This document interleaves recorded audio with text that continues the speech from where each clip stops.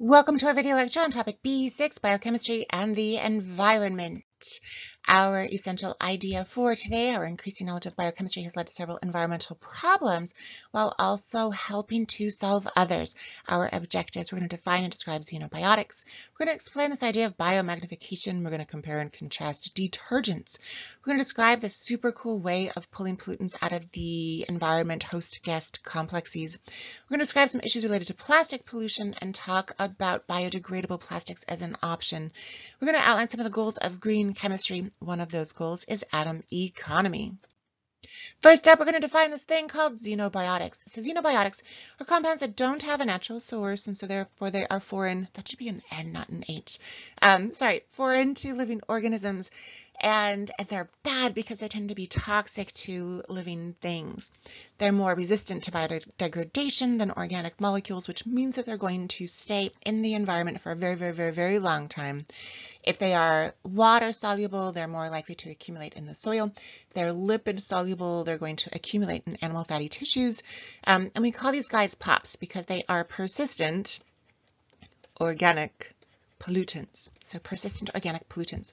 An example of a POP is DDT. So DDT is a pesticide that we used for a very long time, 1950 till almost 1980. DDT stands for dichloro-diphenyl trichloroethane. You don't need to memorize that, but that's where the name comes from, is di, and tri. So dichloro-diphenyl trichloroethane. And we dumped about 2 million tons of it in those years between 1950 and 1980. Super amazing. It increased crop yields, more food for people. This is always a good thing. It decreased the incidences of malaria and dengue fever, also great things. But insects evolved resistance to this pesticide, which meant that they weren't doing anything against bugs anymore. But this compound was poisoning other animals, including the bald eagle. The bald eagle almost went extinct. Rachel Carson wrote this book called Silent Spring, all about how the birds weren't chirping because the eggs, the bird eggs were so soft that the baby birds were not hatching. So we had this whole silent spring, no birds. It was very sad. We have banned this. And so things are a little bit better, but they're definitely still issues because this is a POP, a persistent organic pollutant. So even though we don't throw it out into the environment anymore, it is still out there lingering in the animals' bodies. Because metabolism of xenobiotics is kind of tricky. So some of our xenobiotics can be completely digested, but when we digest them, they make some toxic metabolites. Metabolites are like the byproducts of breaking down those bigger molecules. These toxic metabolites can affect reproduction and growth and development of animals, so definitely problematic to life on Earth. Others of our xenobiotics just won't be metabolized at all. They'll either just remain in the organism or they might be excreted, sent back into the environment to linger in the soil for decades. Biomagnification is this idea related to those pollutants that accumulate in the bodies of animals. So when we're talking about those non-polar hydrophobic xenobiotics, they can easily pass through cell membranes, get into adipose tissue. Adipose tissues are a fancy way to say fatty tissues. So because these guys are lipid soluble, they're going to dissolve in the adipose, in the fat of animals. The concentrations are going to increase exponentially as they pass through food chains, because imagine that I had these 5 little bugs. Pretend like those are bugs. And each of them might have just 1 unit of this xenobiotic in their bodies. And along comes a mouse. Let's pretend like that's a mouse. And the mouse eats these 5 bugs for snack. He now has 5 units of this xenobiotic accumulating in its body. Along comes our bald eagle. Oh my gosh, I should have been an art teacher. So along comes our bald eagle, and he eats this mouse. This 5 is going to accumulate in its body. But if this bird eats more mice that have been eating more insects, maybe he eats 5 mice, this bird now has 25 units of this pollutant in its body. And so we tend to have an accumulation of these xenobiotics, especially in our top predators, which is why we call it biomagnification. We are accumulating or magnifying the amounts of pollutants that are in the bodies of the animals because they are lipid soluble, they are not passed out. This has led to the extinction of several birds of prey, killing off lots of large marine mammals also. An example is this beluga whale on the next slide. If I can get my slideshow to move. There it goes. Good. So this beluga whale was found in 1996 in the St. Lawrence River, full of a compound called PCB, or polychlorinated biphenyl. It's a coolant. It was used as like an insulating liquid. Super cool and amazing and helpful for technology, but very toxic to animals. And it was banned in 1970. But despite that, 26 years later, this beluga whale was found in the St. Lawrence River, and its body had so much PCB in it that it actually had to be disposed of as toxic waste 26 years later. Crazy sauce. Heavy metals are similar to those xenobiotics that have that biomagnification, bioaccumulation. Some examples of heavy metals that are toxic: mercury, cadmium, and lead. What they do is they denature our proteins. We know that if our proteins are denatured, they have the wrong shape, and if they have the wrong shape, they can't do their jobs. An example is enzymes. So proteins are enzymes, and if the shape of the enzyme is wrong, then the enzyme cannot do its activity. These heavy metals might also affect redox reactions like photosynthesis and respiration. These guys also undergo biomagnification, and this is an amazing image kind of showing that we've got these little fish that have little bits of mercury, but when the tuna eat the little fish, that mercury accumulates in their body. When these guys eat the tuna, then we end up with lots of mercury accumulating in those bodies. So again, biomagnification of heavy metals, just like we had those other xenobiotics that were lipid soluble. Another kind of pollutant is known as PACs, pharmaceutically active compounds. These are more water soluble, and so they tend to accumulate in soil and aquatic ecosystems instead of in the bodies of the animals, but they're still bad for the animals. An example is an antibiotic. So we tend to throw away a lot of antibiotics. Antibiotics might pass through our bodies, and then when we use the restroom, they end up in the water supply system, and they are going to lead to increased bacterial resistance against our antibiotics, which is bad because sometimes we want to be able to kill the bacteria, and if there's too much resistance to our medicines, then they just don't work. Another example of more water-soluble pollutants are detergents or soaps. They are amphiphilic or amphipathic, which means that they are both hydrophilic and hydrophobic at the same time because they have that hydrophilic head and then that nonpolar hydrophobic fatty acid tail.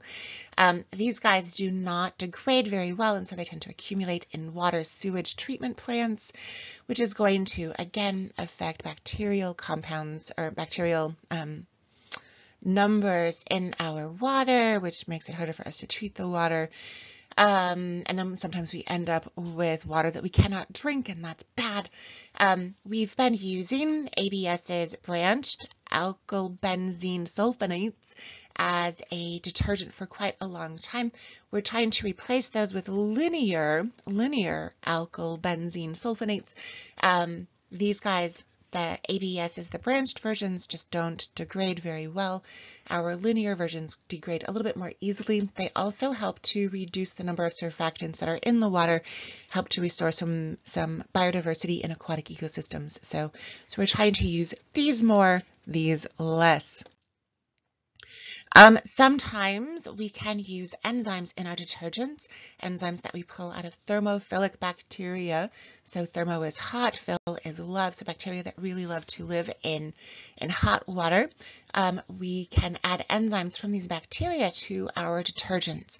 The enzymes are biodegradable. This is good. They don't have a lasting impact on the environment because they break down before they do a bunch of bad stuff. We can actually save energy because even though we're pulling them out of thermophilic bacteria so that they do not degrade at high temperatures, we don't actually have to always use them in hot water. So we can have really good cleaning activity even at colder water, which is going to save some energy. One of the problems though, I shouldn't have marked these together. This is a problem. This is good. This is one of the bad things. There are the potentials for allergic reactions or skin sensitivities to these enzymes that we can add to our detergents. We sometimes also like to use enzymes to clean up oil spills. And so we can add some enzymes. Sometimes we also use bacteria that make the enzymes that will actually break down the crude oil coming from mining operations in the water, and then we can try to get the oil out of the water, which would be really good because it's bad for the animals and the plants that live in the water. This idea of host-guest complexes. So this is super cool. We do love our enzymes. We like our enzymes to break things down in our detergents and oil spills, but enzymes are substrate specific. So even though they're very efficient for that one particular substrate, they only work against that one particular substrate. They're also temperature and pH specific, and so there's little room for different environments and enzyme activity. So we're working on developing more of these supramolecules or host-guest complexes. So we can have this super cool supramolecule, which is going to bind to some specific pollutant. And then we can kind of detox that pollutant once he's bound to the supramolecule, and then we can remove this whole thing more easily than we can remove this guy by itself. So this idea of host-guest, the host is the molecule that we make, the guest is the pollutant that we're trying to extract from the environment. The combination of this is known as a supramolecule. Super cool and amazing. Graphene seems to be a really amazing option for this host-guest complex, this supramolecule. So again, we're just using associations between the pollutant and the host molecule. Lots of London dispersion forces, so intermolecular forces holding these two guys together, and then we can kind of pull that whole thing out as a single complex instead of trying to get the pollutant out by itself. Let's talk about some plastics and other polymers. Plastics are polymers of hydrocarbons. Remember that we talked in organic chemistry about our alkenes and how they can go through polymerization reactions when we break the double bonds and make those chains of the alkene monomers to make the polymer. Plastics are the most common kind of, well, I guess it's the common word for those polymers. They are now the most abundant and persistent of all the pollutants, despite the fact that we have not had plastic for that long, not even 100 years yet. Problems with plastic pollution, animals can get tangled in the plastic. This poor baby, his name is Peanut, and clearly this plastic has deformed his body. He grew inside of this ring of plastic. Birds will eat plastics. We feel like just about every seabird on Earth is probably eating some plastic. We're finding it in 90% of seabird bodies that we pull apart. And so just super, super problematic. Plastic is bad. It's everywhere. It's everywhere. We actually are worried that we're starting to breathe microplastics. So plastic, tiny, tiny little pieces of plastic are now in our air. And so we're breathing plastic. Some ways that we are looking at trying to reduce more plastic pollution is by using biodegradable plastics instead of our regular old tried and true persist in a landfill for 1,000 years plastics. So they're more easily digested by microorganisms, and we do this by adding starch or cellulose or PLA, polylactic acid, to our polymers. And so this is just going to help to make things more biodegradable. They can be compostable. We use them now in food containers. If you have biodegradable plastic silverware, that's coming from either cellulose or starch being added to the plastics. They just degrade a little bit more easily. Right now they are more expensive, but I'm hoping that over time, as we invest more in these technologies, we end up with cheaper biodegradable plastic and we can use it more and more often. So this idea of green chemistry, we're going to wrap up with this idea. So green chemistry is all about trying to minimize the use or generation of hazardous chemicals. It used to be that our biggest mode of measuring success in chemistry was percent yield. So if I could make 50% of the stuff that I wanted to, I was going to call that a success. In green chemistry, we're not just concerned with how much product we're making, but instead, are we having to use or are we having byproducts that are hazardous? We're trying to make our green chemical reactions solvent-free or happening in water-based solutions instead of like hexane solutions. So these are our solvents that are really bad. So benzene and chloroform. We don't want these buckets of these being used to mix up other chemicals. Trying to use more water, ethyl alcohol, that's ETOH, OH for alcohol, ET for ethyl. So ethyl alcohol, way better option than benzene and chloroform, right? We're trying to use renewable reactants, so if we can find reactants that are easily produced, this is way better than using our fossil fuels because those are not renewable. We're also trying to make sure that in green chemistry we find uses for byproducts. So we know that there are always going to be some byproducts formed in most of our reactions, and so if we can find uses for those byproducts instead of it just being a waste, all the better. And so these are some of our goals of green chemistry. Here are way more words than we need. So these 12 principles of green chemistry: preventing waste, atom economy, we're going to talk about that on the next slide, having less hazardous chemicals being synthesized, using safer chemicals, safer solvents, so using more water, using less benzene and chloroform. Looking at energy efficiency, so if we don't have to use a bunch of energy to carry out the chemical reactions, all the better. Renewable feedstock, so trying to find renewable sources rather than those fossil fuels.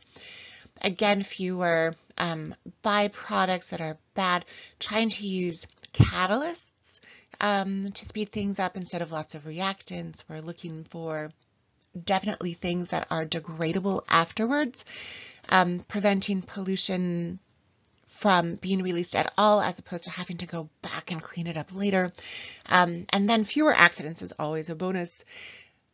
Let's talk about this idea of atom economy super quick, and then my friends were calling it a day. So atom economy is this idea that the products are being efficiently produced. We're looking at the ratio of the mass of our target product to the masses of the reactants. And so our goal is to have almost all the reactants mass end up in our product's mass instead of having some byproducts that are wasted and thrown away.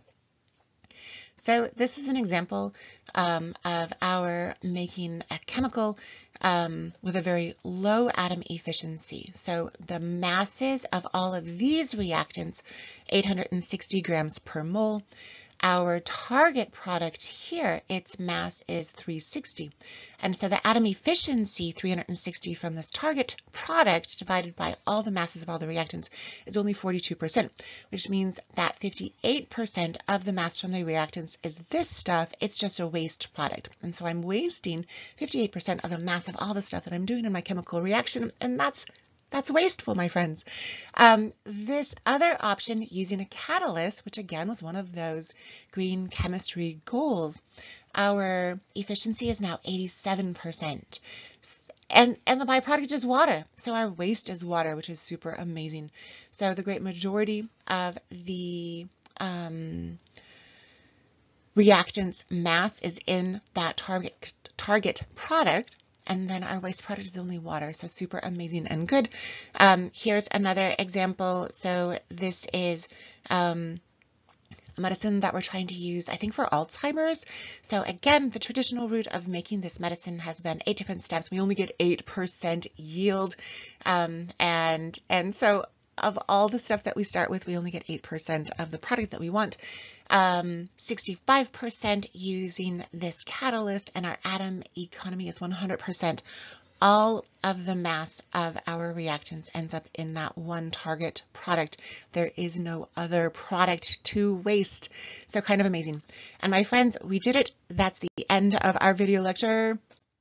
We got it in almost under 20 minutes. Objectives accomplished. We talked about those xenobiotics, those foreign compounds that are dangerous to living things.